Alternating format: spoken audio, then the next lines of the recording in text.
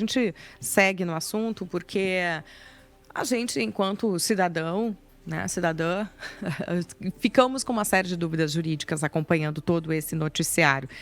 Pretendemos dirimir algumas delas agora na nossa entrevista com o advogado criminalista, professor de Direito Penal, Marcelo Peruquim. Muito bom dia. Muito bom dia, Sabrina, a ti, aos ouvintes. Muito obrigado pelo convite e fico à disposição. A gente que agradece a sua atenção e a disposição aqui do seu conhecimento.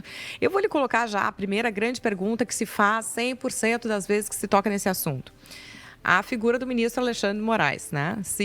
Como é que fica a situação dele, apontado como vítima, dentro do processo como relator?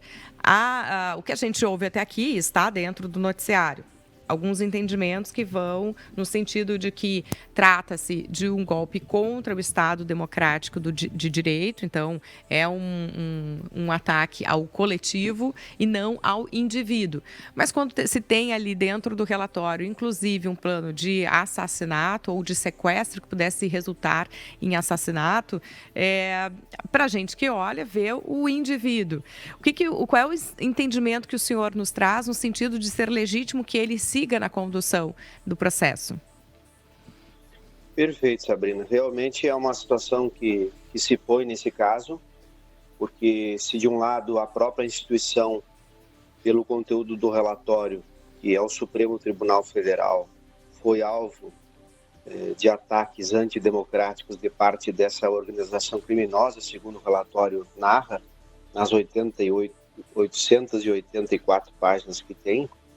E, de outro lado, a figura do ministro, de modo pessoal, também foi alvo de uma ameaça de ataque, inclusive, contra a sua vida. Ou pelo menos uma tentativa, segundo o relatório narra. Eu vejo, na minha opinião, que nós teríamos aí um fiel da balança, como se diz, pela frente, que é a postura institucional que a Procuradoria-Geral da República terá a partir da vista que está tendo desse procedimento, desse inquérito, a partir dos próximos dias, a vista formal, como se diz, né? E o PGR poderá, junto com a sua equipe, levantar ou não essa questão do impedimento do ministro relator, por ser o ministro Alexandre o relator desse caso e outros que tramitam no Supremo por conexidade, né? E o PGR poderia, eventualmente, levantar essa tese do impedimento e provocar o Supremo para que examinasse essa questão, para que esse inquérito e os outros que tramitam conexos, ou seja, vinculados, pudesse ser, eventualmente, apreciado pelo plenário, e não só pela primeira turma, na minha opinião, seria uma matéria para plenário, para que o Supremo decidisse se há ou não há esse impedimento. Caso o PGR não faça essa provocação, é provável que se entenda que a Procuradoria-Geral da República entende que não há o impedimento. Porque, para mim, por isso que te digo que é o fiel da balança, o posicionamento que nós vamos assistir, a partir de agora, da Procuradoria da República sobre isso. Então, até lembrando aqui para os nossos ouvintes, porque a gente vem de uma narrativa, tem gente que vai chegando à audiência agora, só lembrando que o inquérito da Polícia Federal, esse inquérito, esse relatório que tem 884 páginas, foi encaminhado, foi entregue agora à PGR, a Procuradoria-Geral da República, para que possa aí ter 3 caminhos, ou arquivar, ou denunciar, ou pedir mais diligências. Pelo seu olhar, é possível dizer o que vem por aí e quais os prazos, porque se fala, tem um prazo formal que é mencionado de 15 dias, mas a expectativa de alguma decisão ficou para 2025. Quais são os próximos passos agora, doutor Peruquim? Exato. Essas são as 3 alternativas processuais. Haveria uma 4ª alternativa, mas que entendo que não vai se aplicar nesse caso, que é a possibilidade da proposta de algum acordo de natureza processual penal, por exemplo, um acordo de não persecução penal, algo nesse sentido, mas creio que não acontecerá, pelos delitos que foram objetos dos indiciamentos, que são os crimes de golpe de Estado, de abolição violenta de Estado e de sistema de direito, Estado de Direito, e também a organização criminosa. Nenhum deles vai autorizar isoladamente a proposta desse acordo, por isso que as 3 alternativas são as que tu colocaste mesmo. Esse prazo de 15 dias ele está estipulado no Código de Processo Penal como o prazo que o Ministério Público teria para oferecimento de denúncia. Certamente ele não será cumprido e mesmo não sendo cumprido não vai gerar nulidade processual e esse posicionamento vai ser no ano que vem. Pelo conteúdo aqui do que eu já pude ver do relatório, me parece que ele foi feito com bastante cuidado e bastante substância processual, como se diz, e material. Eu entendo que das 3 possibilidades, a de oferecimento de denúncia é a maior. E aí nós vamos ter que verificar se o Procurador-Geral da República e sua equipe oferecerão a denúncia integralmente perante o Supremo em relação a todos aqueles que serão processados, né? Ou se eventualmente oferecerá a denúncia de forma fatiada ou separada, como se diz, parte perante o Supremo e parte encaminhando ao 1º grau. Isso vai ser um posicionamento muito importante que vai se verificar nesse caso, para que se verifique se o PGR concorda com a conexidade que está no Supremo de toda a matéria ou se ele vai se posicionar em sentido diverso.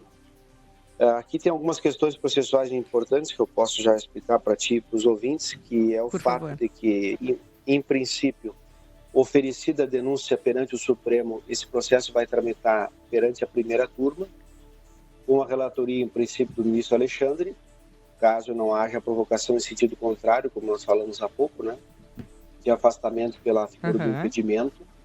E essas decisões relevantes desse processo, como, por exemplo, a decisão de recebimento da denúncia, que é uma decisão colegiada, e lá na frente a decisão, inclusive, da solução final da ação penal, que é a decisão de mérito, eu imagino que ambas serão afetadas ao plenário pelo relator, que é uma possibilidade que o regimento interno do Supremo estabelece, que o relator pode levar ao plenário matéria que entende relevante. Então, no mínimo, essas duas eu entendo que serão decididas pelo plenário, o recebimento da denúncia e a decisão final.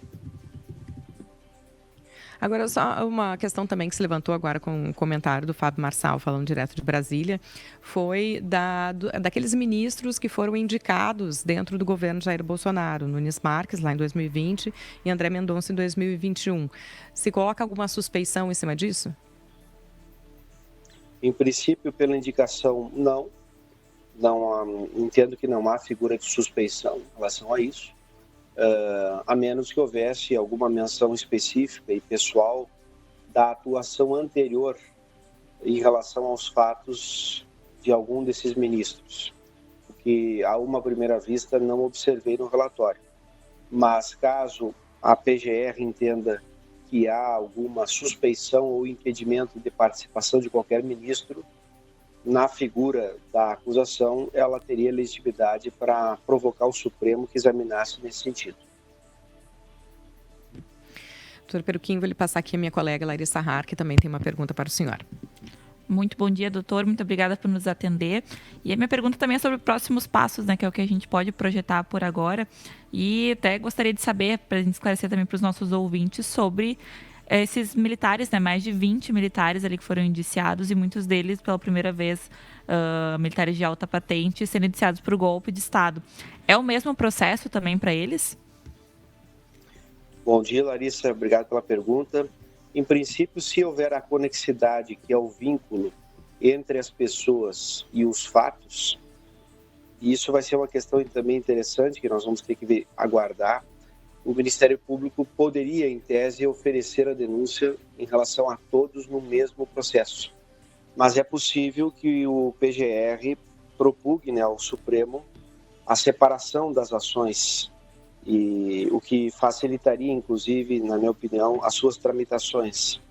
Porque existe uma regra no processo penal de que quanto maior o número de réus em uma ação, mais trabalhosa e mais longa ela será. Então, uma das dúvidas que eu tenho é se o Ministério Público Federal oferecerá a mesma denúncia em relação a esses indiciados.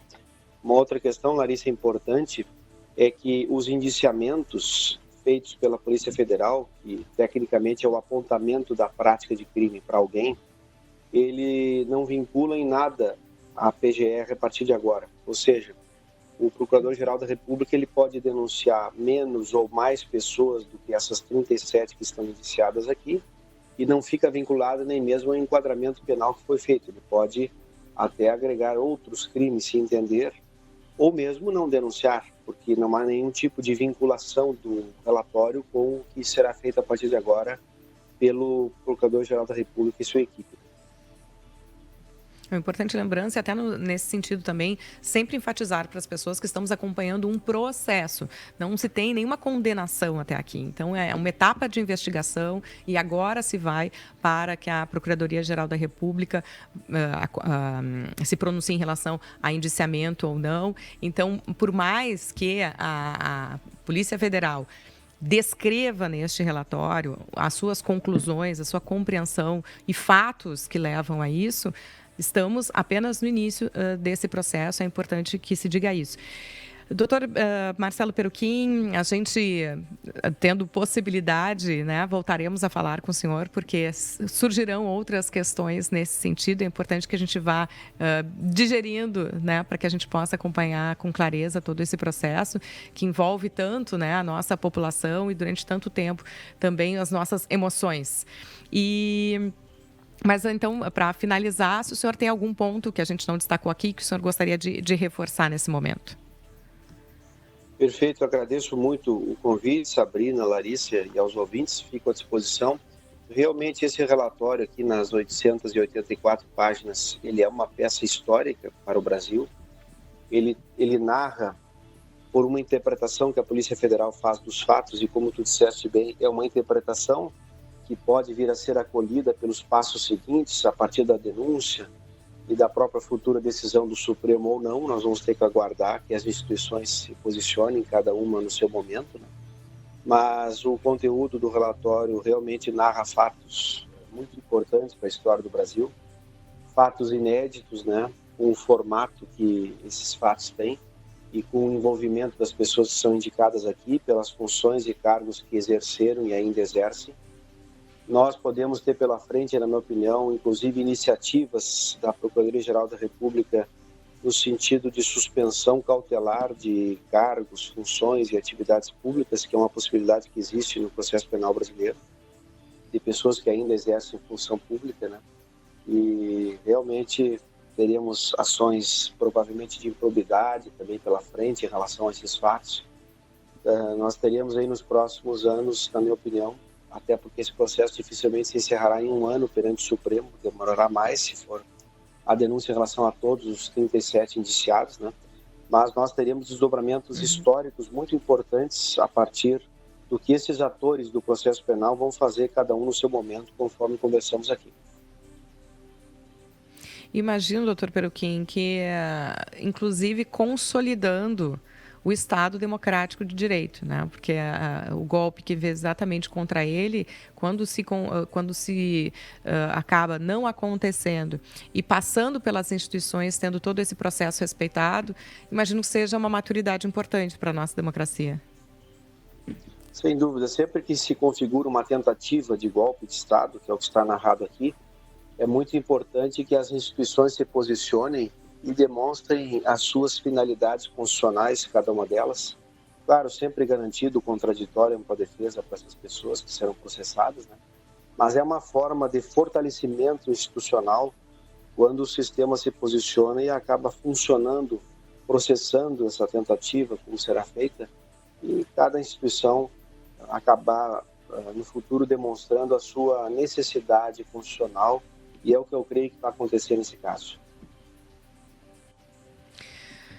Doutor Marcelo Peruquim, advogado criminalista, professor de Direito Penal, muito obrigada pelos esclarecimentos que nos traz aqui ao Jornal da Mix. Um bom dia para o senhor. Um bom dia para vocês, muito obrigado e fico sempre à disposição.